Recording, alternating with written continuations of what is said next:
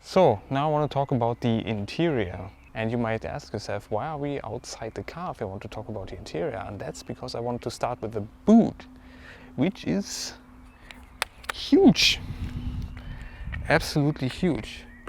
But the problem is, as you can see, I hope you can see it, it's full of stuff now, but it's really huge.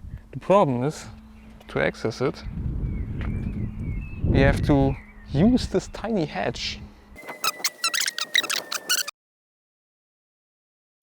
So now let's hop on inside and then show you a bit around. Let's talk about the materials that are used in here, and they're actually pretty good. I don't know what that is here. It's not Alcantara or anything, but that's not a big problem. I don't really have an issue with that. This is all leather here. The door trims are leather. This is leather. This is leather. These pockets down here, I don't know, in one car that I had, I think in the BMW X5, that was pretty expensive feeling soft touch. This is the really cheap plastic version. Down here, even that is leather. I also like this BMW calls it galvanized, these metal buttons here, these metal window controls. They are not these cheap plastic ones that you usually get. Unfortunately, it did not carry over to the steering wheel. They still have these pretty cheap feeling plastic rubbery buttons. But the steering wheel itself is leather. That's of course very nice. The stitching is very nice. Also this bit here, this design bit, is covered in leather, let's call it that. This is really, feels like they covered a part of it really in leather. And I think it was also in the X5 where I said that the space behind the SatNav screen was leather. This is here plastic. I like that you have these separate climate controls. We can start it up real quick. So that's all. That was also get the aircon running. But as you can see, the looks like the quality isn't really the best. This one is already broken. This is metal, which is nice, but you can see these things are already broken. So you have two cup holders here. Yeah, cups fit fine, and these standard half-liter plastic bottles. If you have anything different, then it's problematic. It will like jump around in here or not fit. And you have another. Let's see if I can open that one real quick. I can. You have another one here, which also only fits these tiny half-liter bottles. Anything bigger, and you get some issues. So keep that in mind if you should travel with an 8 Series. Only buy these small 0.3, 0.5 liter bottles.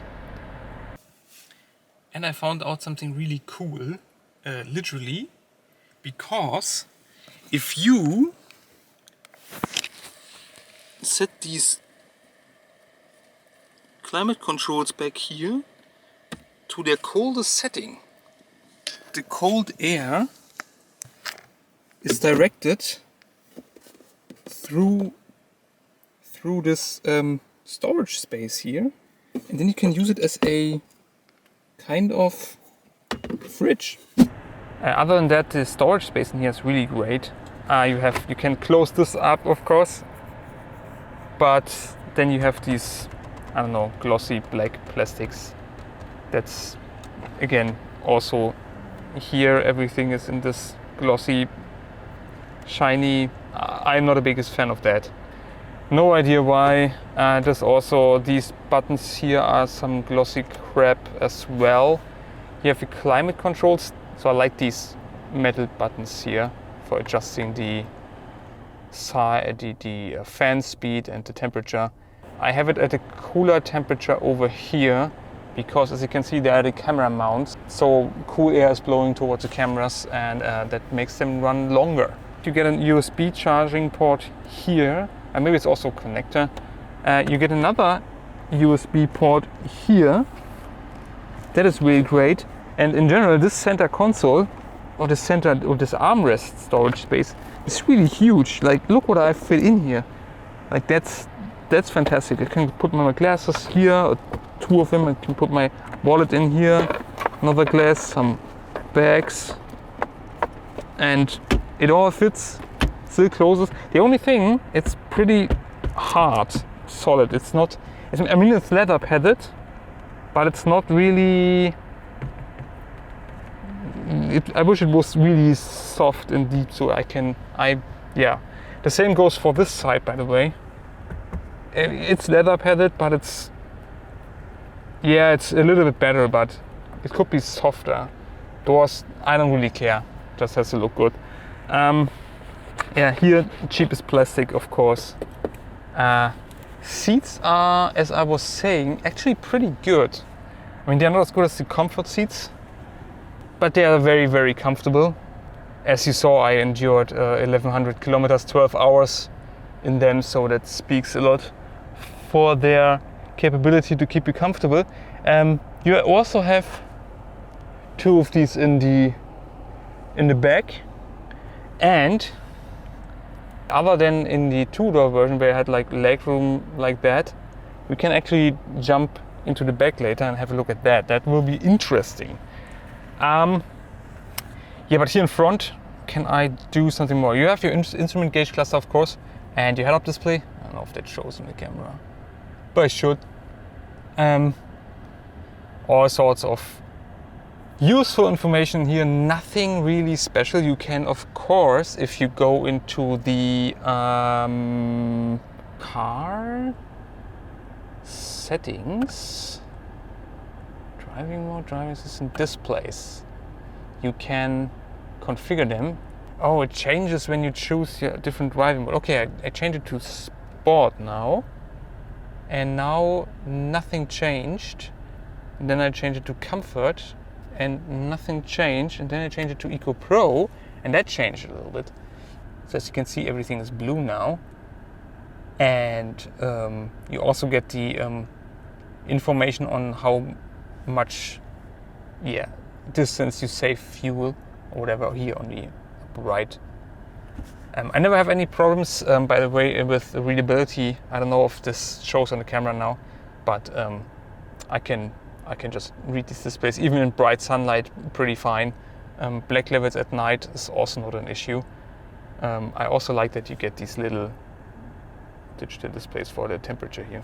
Control display instrument cluster. Oh, you can like display the map there, which is what I do usually, or driving assistance when it's active. That's what I do as well.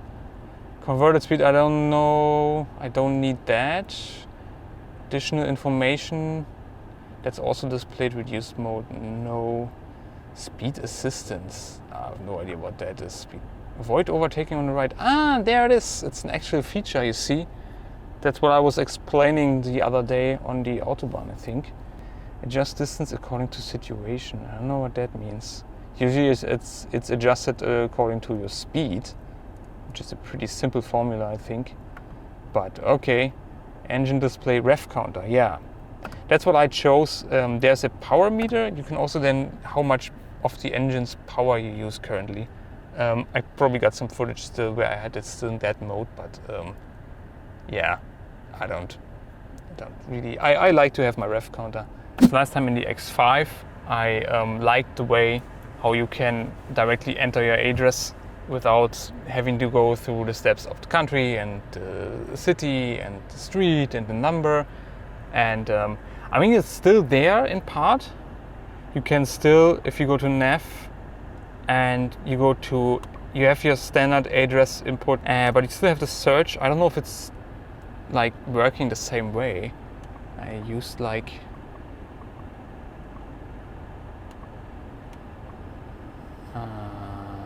Innsbruck. Yeah, okay.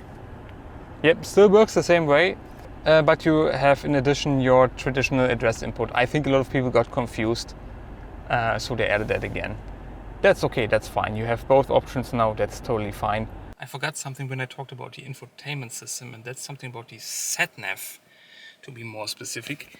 And that is, if you look for petrol station, apostrophe. I do not know what you want from me. But there are petrol stations. Okay, now you have your filter, of course. You can at your current location and along the route or whatever. And the cool thing is that it not only lists you the petrol station and who's it owned by, it also shows you how expensive the petrol is. So that means you can go straight for the most expensive one, and then it's hopefully empty. Media, where you have all sorts of radio stations you can plug in. I think your USB stick with music. You have Spotify. That's interesting. Spotify for login. Okay, you can log in. You have the app here, but you have to log in. Okay, that's fine. Of course, you have your own phone and can use all that. And communication is your phone, your text messages, your all that stuff. Yeah, there's nothing that new or special about that. Nav we already covered. You can use Android Auto apps. And look, you even have Amazon Music in here. You can listen to your music from Amazon. Apple CarPlay is also a thing. So if you don't have an Android phone, if you have an Apple Play, that also works. Installed apps, of course, we've been through some of that. Interesting is the entire car business, of course. You have your sporting displays. And by the way, that's something that I mentioned earlier, I think. This is your oil temperature gauge. That's it. That's one thing. You can look your energy flow. That's more interesting if you have a hybrid or something. Journey data. Today was not very economical. Although where I was driving 11.8 liters 100 kilometers is pretty amazing. I was in sport mode and I was like going up and down a mountain road. So yeah, not too bad. Vehicle status, of course, you get your tire pressuring. Yeah, 2.5 bar all the way around. Okay. Engine oil level, check control messages, service requirements. Next engine oil service in 12,000 kilometers. That's good. Settings, yeah, we already been to the displays, to the driving modes, I think, which is Sport individual and Eco Pro individual. Again, steering Sport, I had everything on Sport. It didn't really made much of a difference. Maybe the thing does not have the adaptive suspension. We already set up the Eco Pro mode, general settings. Yeah, that's something that you should do if you have a rental car. At the end, when you give it back, always reset vehicle data, because then all your personal data will be deleted and nobody else can see where you've been, and that's fantastic. Exterior light, whatever, no idea. Driving assistance safety warnings, lane departure warning. There are lots here. You have all your driving assistance stuff. Yeah, front collision warning, early side collision warning. Everything is at the moment on maximum or on medium defense mode.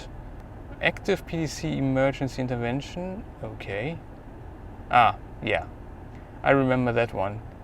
That can get, that by the way is an option that can get you stuck, like really stuck. Like you cannot, it doesn't let you forward or back anymore. You really stuck and you cannot go anywhere anymore.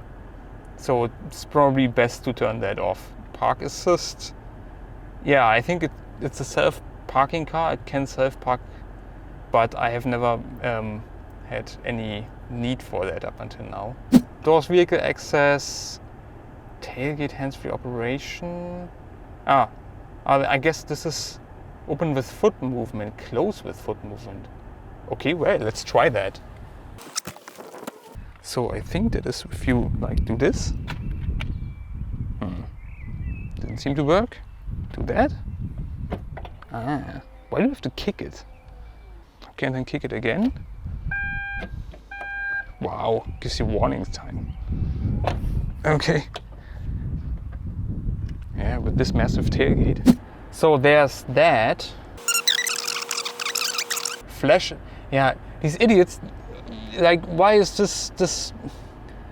I don't know. Like, it's now flashing the lights if you lock unlock, or gives you an acoustic signal. Like, why why I want everyone to know that I'm unlocking or locking my car. Forward mirrors when locked. This was turned off. Brilliant. Interior lighting is pretty interesting. We have to get into that again if it's dark. And climate control rules. What rules? Seat heating off. This is the rule below 10. You can choose that your heated seats turn on automatically at 10 degrees outside, below 10 degrees, and then to which level.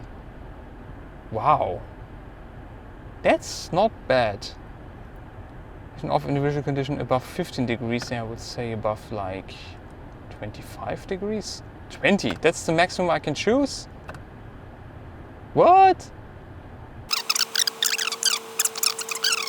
But that's a really nice touch. So you don't have to turn it on and off again all the time. And you have to turn it off again, obviously. Seat heating distribution. What? Passenger seat, driver seat. Okay, you can distribute more to the bottom or to the back. Wow. Okay, I've never seen that before. That's interesting. Climate control rules, haven't we just been there? Yeah.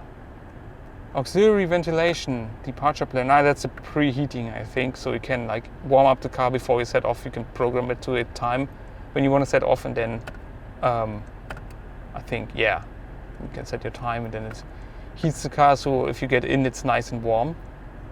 That's pretty nice. Key button assignment, don't want to mess with that. Experience modes. What is that? What? Executive? Oh, use the cool, calm atmosphere to focus your thoughts. End mode. Okay, expressive. Now it's time to vitality and positive energy. Settings. Settings. Background alternating. Music no change. Background static. Alternating backgrounds are displayed in a slideshow. What? What? Why would anything be displayed? Okay. Weird. End mode. Well-being. Oh, nice. Oh, yeah. These are the experience modes. Nice. Well-being. End mode. Carrying car. Select your carrying car program. Vitalize. In order to activate the Vitalize program, automatic air condition must be active. Isn't it? Relax. In order to activate the relax program, audio output and automatic air condition must be active.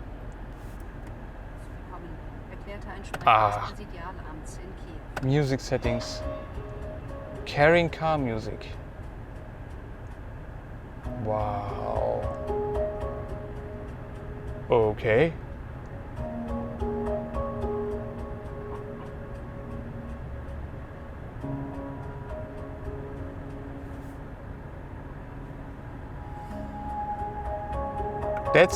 That's probably good.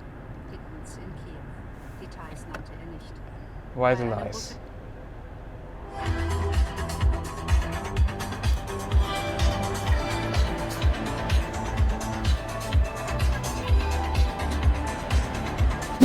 Okay. End program. Thank you. That's fantastic. Driver profiles, that's clear. Owner's handbook, that's clear as well. Now we've been through everything on this screen. Here this turns on and off all your safety stuff. That yeah, and that's of course your hazard lights. Yeah, other what do we have here? Traction control off. You have your camera. That's a front-facing camera, I think. You have your parking assistance, of course. No. Of course, that's already said, very helpful because this car is rather large. You have a reversing assistant. No idea what that does. Better not touch that. Yeah, and if you turn it off again, it's turned off again. You don't say. You don't say. You don't say. Engine start stop button. This one is in this metal as well. Then you have the different driving modes, of course, Eco Pro, Adaptive, Comfort, Sports. Your yeah, SOS call here, your emergency call, of course, should you need that. Sun visors have mirrors in them. Yeah, they are very tiny, but this one I think as well. Yeah. Yeah, so glove compartment, sure. Let's have a look at that. There's the glove compartment, completely different from any other glove compartment. No, it's just a standard glove compartment. Okay, yeah, we have that. So I'm now going to hop in the back and let's see if this is an actual four-seater. The seat is in my driving position, it stays this way. Let's see if I can fit even in there. And then let's check out what's going on in the back. Yeah, I actually fit it into the back. Look at that. And if I remember correctly, that's about the same or even more knee room than I had in the 5 Series. It's actually pretty comfortable in here. Like the 4-door version is, I think, 25 or something centimeters longer than the 2-door version. And yeah, the 2-door version had that much leg room and this one has... Let's stretch my fingers. It's like, yeah, I mean, that was the distance between these two seats. And that's like, yeah, it's a lot more. Anyway, don't really need to say a lot more about that. The metal stuff extends to the rear as well. That's nice. You have your window controls, of course.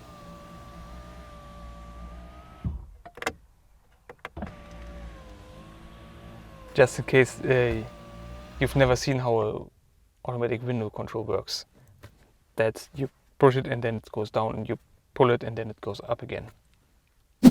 Doors have, of course, soft close all around. That's quite clear. So you just need to do that.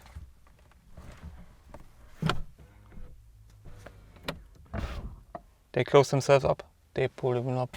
You have these grips here. That's nice. Yeah, that's pretty nice place to be. I'm very, very, very positively surprised by that. Yeah, you have your thingy, of course, where you can store stuff. You don't have any table that extends here, but this is not a luxury saloon. You have a through load system. Oh, okay. Yeah, you can see in the rear. Boot space. You have, of course, your armrest here with your 2 cup holders. You have a okay storage space here. Fold that back, fold that back. There are 3, so that's actually a seat here in the middle. I wouldn't use that though. In my opinion, it's a 4-seater and that's it. Leave it at that. Don't sit anyone here in the center. That's probably not very good. Headrests are nice. This is actually pretty good. You have your own climate shit here, but not really much you can do about that. You can just make it hot or cold and then on or off. That's it. Yeah, well, that's okay. But on a really positive note, you have really tiny door pockets. No, that's not very positive. You have 2 USB charging sockets here. That's pretty good. Because that's the one thing, if passengers back here, they complain they cannot charge their phone, their battery is empty, I need to recharge it, and then they can just plug it in here, and then they have it. Yeah. So that's actually all there is to the back. You get these seat belts with the M stitching. So that's your more dynamic as a passenger. But Again, glossy, shiny plastic rubbish. Never mind. Yeah, pretty, but that's really good. Headroom is plenty. Naja, well, plenty. When I say plenty, it's, yeah, I don't know if you can see that. This camera is not as wide, but it's a little bit brighter. That's why I have to use that. My headroom is that, so it's okay. I'm 6 foot. Unless you're 6'3", 6'4", or anything like that, that should be absolutely fine. Yeah, on this note, I'm signing off for now. I think we will. I managed to find the busiest road in all of human history. But anyway, I think I will check in when we're in the underground garage to have a closer look at the entire night situation or light situation. Yeah, here we have our really nice lighting for the front. It's pretty bright, I have to say. Yeah, but you can turn it back off. This is nice. And of course you have your ambient light in front. I've chosen the orange ambient light. As usual, you can choose from different colors. But you see, even these door pockets are illuminated, and yeah, of course, the floors. We can look if the light is changing along with the settings, of course. Interior lightings, okay. And then you have couleur, and you have browns. I don't know what that's. Well, a little bit different, but not that much. Then you have the orange that we saw. Then you have white, which looks very blue on camera and in reality, by the way, as well. And you can see now the door pockets are in the same color as well, and so are the floors. Yeah, we can choose blue, for instance. That would look like that. Ooh, neat. Blue footroom, blue floor, blue door pockets. Again, I was saying, these things, they stay orange, of course. They don't even the climate controls and all that stuff here.